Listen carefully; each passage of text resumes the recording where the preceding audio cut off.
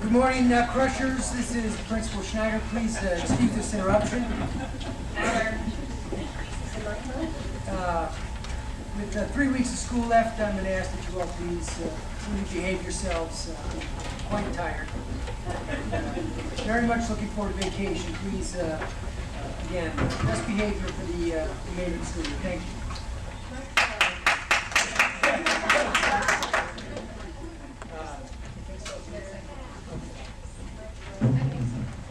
All right, thank you. 3 weeks left of school. Boy, I'm a little tired. I think I'm ready for that summer vacation. Just going to hope maybe the teachers will leave me alone for a little while today, close the door. Maybe, tell you what, I just kind of get comfortable. Maybe I could take a little nap, just a little shut-eye. Oh, yeah, wow. Hello. Miss Brooks, how are you? Well, I was just getting some work done. I'm quite busy, as you can see. Lots of things to do. Yeah, I can see that. Yes, well, what can I do for you? We have a problem. Next week is senior projects, and we're 50 volunteers short. We got the other 200, but we still need 50. 50 more volunteers. 250 is quite a lofty goal, but you sure do a great job with that project, Ms. Brooks. You're a star, and I've got to tell you what. I've got to help you out. I've got to find those volunteers, don't I? I do, don't I? Yes, I do. I have faith in you. I know you do. Thank you. I appreciate that. I'll get right on it. Oh my goodness. Okay, 50 volunteers. Where do I even begin to find that many community people who care about their schools? Hello? Ms. Monteverdi, yes. How are you today? Oh, not so good. Not good. No, boy, you look wonderful. Hey, Dan, what can I do for you? Well, you know how I'm doing the CASC exams? Yes, you're doing a wonderful job with that, Ms. Monteverdi. Well, great, but we still have students who haven't passed the exam. If they don't pass the exam, they don't graduate. That's true. You understand that, Except for Principal the judge who just made that ruling, but we'll ignore that for right now. So, Saturday, do you know what we're doing on Saturdays? We have the Saturday Academy, and again, that is just a wonderful project. You've done a great job with that. The kids are doing well. I stopped by last Saturday. It's inspirational. Those volunteers are really helping. No, they're not really helping. Well, I'm glad you think that. But we need 10 more volunteers for Saturday. For next Saturday, we need 10 more volunteers. No, not next Saturday. Saturday after that. That's right. I've got it on my calendar here. Yeah, I'm glad they couldn't hear that one. Well, 10 tutors. I'll tell you that Saturday Academy has been a huge success, thanks in large part to your hard work and leadership. And I want to find those volunteers for you. I'm going to get right on it. Right. Yes, I am. Thank you, Ms. Monteverdi. Up to you. Yes, I'm on it right now. All right, I'm quite busy working on it. Thank you. Oh boy. Okay. All right. Teachers, I love them. Okay, that's 10 volunteers for Cassie, 50 for senior Hello. Oh, Ms. Roscoe, how are you today? Principal Schneider, Yes. I have some good news and I have some bad news. Oh boy. Okay. Well, I'll tell you what. I'm going to take the good news. The good news is we're getting ready for grad night. Kids are really excited about that. Grad night, that's a great event. The night of graduation ceremony, we keep the kids real safe. We bring them down to the college. It's a fun night. We stay up all night. What a great way to spend the evening. The bad news is we still need 15 volunteers for that one evening. 15 volunteers. That I was going to guess that might be the bad news. Okay, seems to be a pattern forming today. I tell you what, I love grad night. It's important. The community's counting on us. We got to keep our kids safe, and we just got to find these volunteers. I'm going to get right on it. Principal Schneider, I'm counting on you. Yes, that's lovely. Thank you very much, Ms. Roscoe. Oh boy. Okay, so that's let me add this up. That's 10 tutors for Cassie, another 15 for grad night, and 50 volunteers for the senior projects. And I have no idea where to begin. This is not good. Okay. Well, I tell you what. If there were only an organization that would help match volunteers up with schools and be a service provider, like maybe a leadership practicum group that would have the foresight to come up with that kind of a concept and put it together. That would really help me out a lot. That's just a dream that, hold on a second.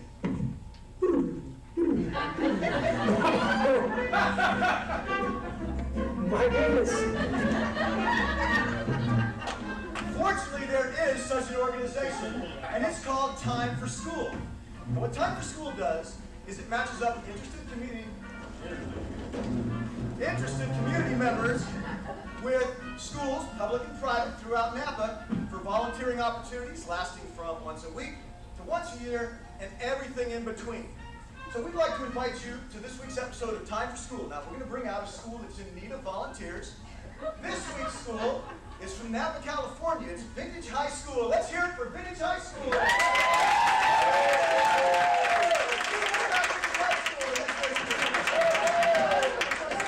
Good to see you. Pull on the chair, Vintage High School.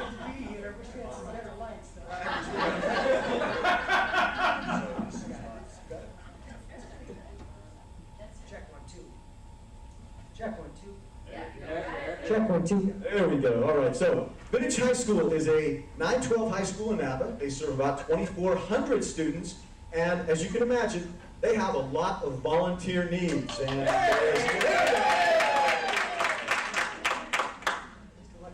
just timing is everything in this business. All right. So, Vintage, tell us a little bit about yourself. Oh, gosh, I'll tell you what, Mike. Big school, comprehensive high school, 2,400 students. We have all kinds of volunteer opportunities. I tell you what, I got a list right here, Mike. Can I show it to you? Please. It's just hard to say where exactly to start. I mean, a lot of stuff I need. And you know, it's single events. I got weekly stuff, monthly. I got everything on this list. And I tell you what, it's not just Vintage. It's all my colleagues, K through 12, both public and private schools, just really needing a lot of help. Okay. All right, so we know the needs there. Let's meet this week's volunteer contestants. Volunteer number 1. Volunteer. Volunteer. Do we need it? Yes. Volunteer number 1. Is it working?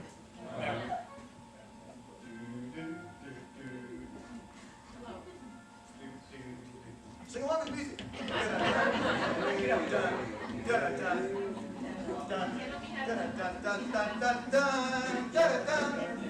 Check 1, 2. Keep going. This isn't counting on our timer.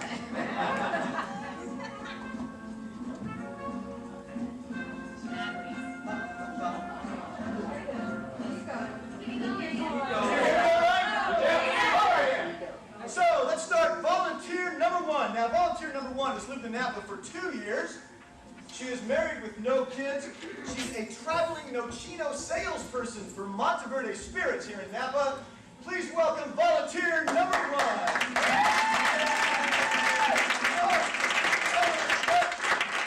She likes beekeeping. All right, volunteer number 2. Volunteer number 2 is a stay-at-home mom. She has 2 kids in college. She's a graduate of Napa High School. That'll work out well with the whole Vintage thing.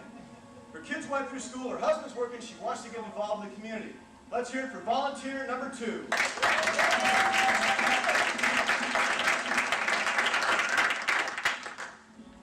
Volunteer number 3 is a retired submarine diver from Mare Island Naval Shipyard. You know how long that's been closed, you get the idea of volunteer. All right, plays a lot of golf, would like to get more involved in the community, has never volunteered before. Let's hear it for volunteer number 3.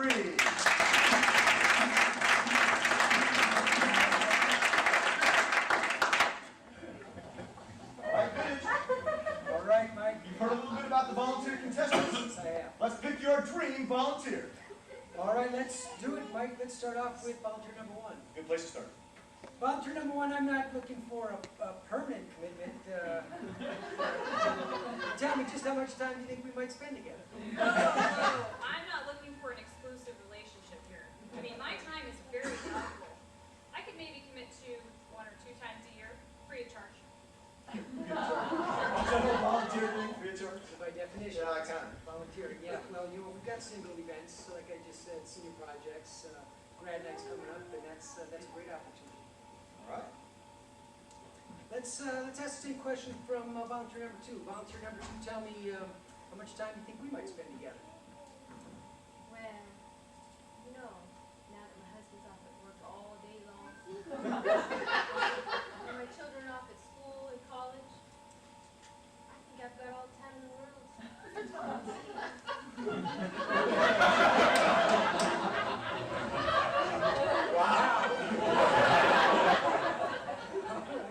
Kind of hot here, Mike.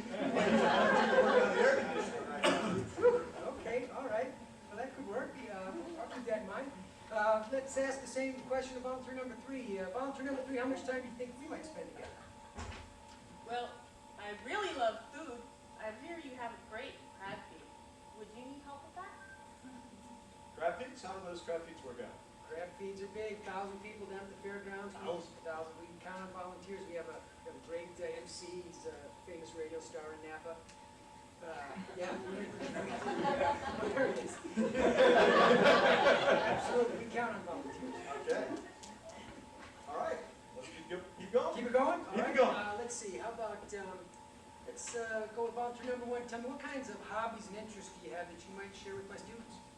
Well, as you know, I do have a passion for beekeeping. I mean, I could come in and talk about the genus Totalis, or the honeybee. I've spent years studying and documenting each and every move that my bees make. It is important for us in our culture to understand the influence they have on our civilization. Okay. Or I could just come in and show kids how bees make honey.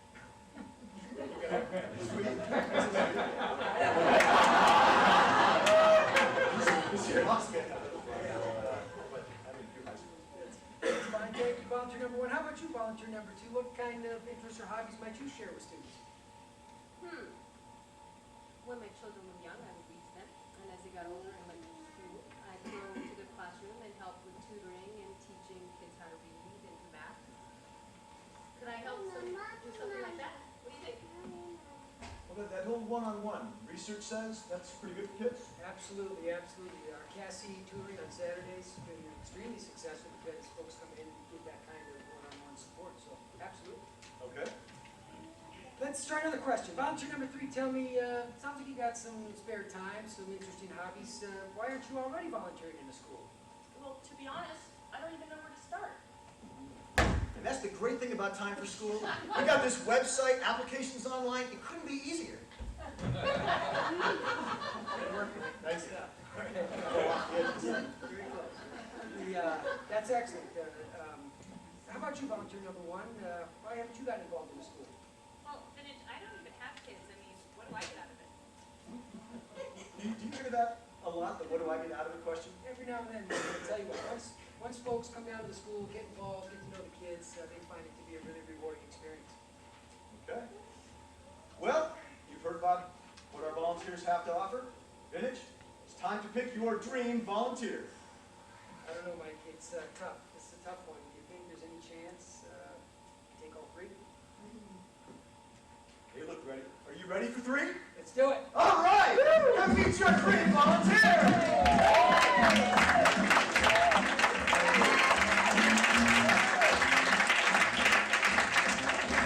All right, so that's this week's episode. We hope you've enjoyed it. We hope you think about volunteering. We're going to leave you the way we leave every episode with the question, what's your school? All right.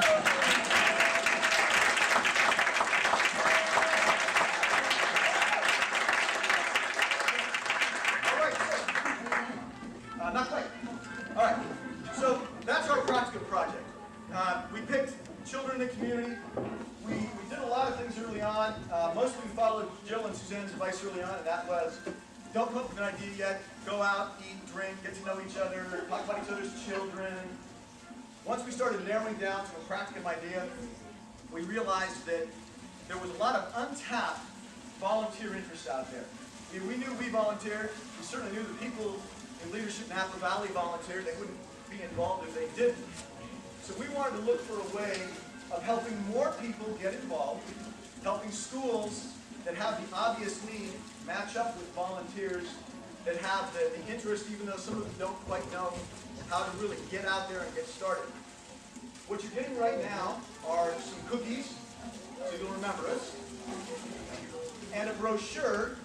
And what we'd like you to do is fill out the brochure, become part of our volunteer database. You heard Eric mention senior projects are coming up. If you've never been involved in that, it's a great opportunity. How many have done it? How many have done senior projects? All right, all the teacher types are raising their hands. Okay. It's a great opportunity. You get to see these projects that seniors have worked on all year long, trying to combat that dreaded senioritis. You get to see them go through, and they have to present, which, for those of you in business, that's what you're looking for, people who can come up with an idea, work it through, research it, present it out to strangers. So that was our idea. We're going to just do a quick little wrap-up.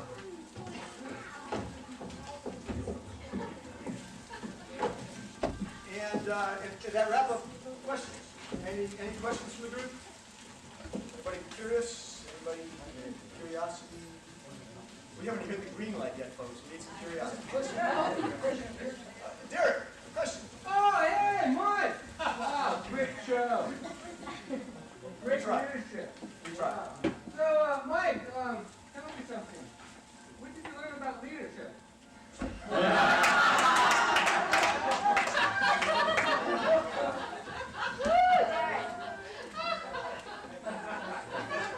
All right, we've done something, Suzanne.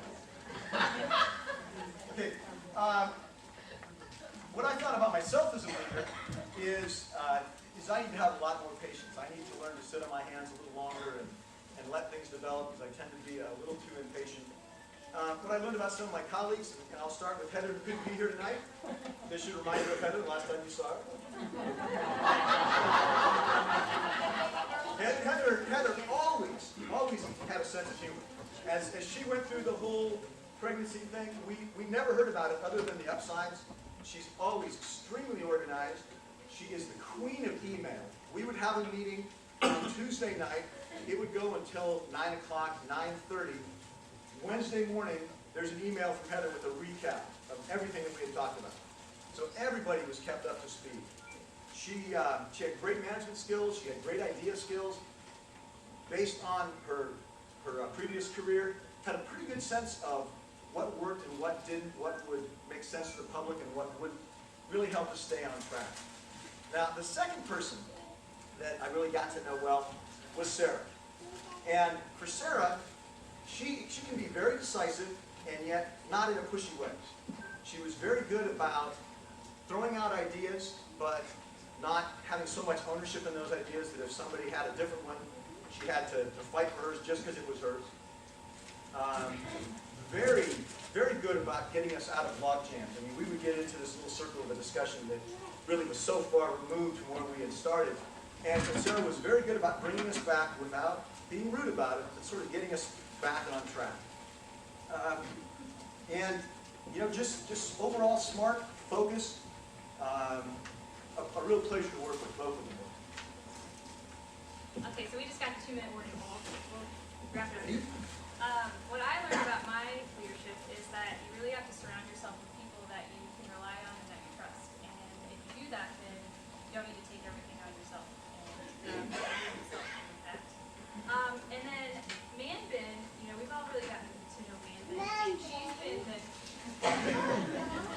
the caretaker of our group. She's really held us together and provided us with insight and direction, and just made sure that we were establishing realistic goals and getting to those goals. Okay, so there's one thing that I already knew about myself, unfortunately. I just thought I held it at home and didn't spread it to the rest of my life outside the home, and that is that I am a bit of a control freak. And I really thought I you know, held it at home with my parents, my husband. That's not making sense. I learned quite a bit about Xandra, and it was a pleasure to get to know her. She truly cares about the community in which she lives. She always makes sure we're kind of staying on track. She's willing to do whatever it took to help out with the group. And she was pretty much willing to be anywhere, anytime we need to be. Overall, and I like this quote, so I'll read it, she was our collective conscience, listening carefully to our ideas as they bounced around, and then asking for clarification when needed. She focused on specific details that always helped us to think about realistic goals. So we very much appreciate having her in our. What I learned about myself is that I shouldn't be afraid of putting my ideas out there. And of course, this group is a great group. And now you talk about Eric. He really loves it. He really cares about what he does, and that just means a lot to all of us. He's at ease in any setting, and he's great to brainstorm with. He's hired. Just got the red light here, so let me just introduce really quickly. You got some help here, obviously. Come on out, Jeff.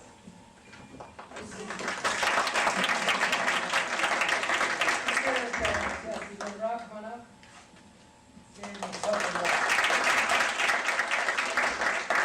We definitely enjoyed working together. We were kind of joking around last night. We were norming and doing all that stuff. Only last night did we start storming. Anybody else have that experience? But we had a great time and really did enjoy working together. I think I just want to wrap it up with Mike just to say he's got a heck of a fashion sense. We're all taking notes. He's got a real love for the community and a vision for the town of Napa. We all love working with Mike as we fun working with each other. Just found the experience to be a lot of fun. And I think we have some great gyms to show for it. So thanks everybody, and have a great night.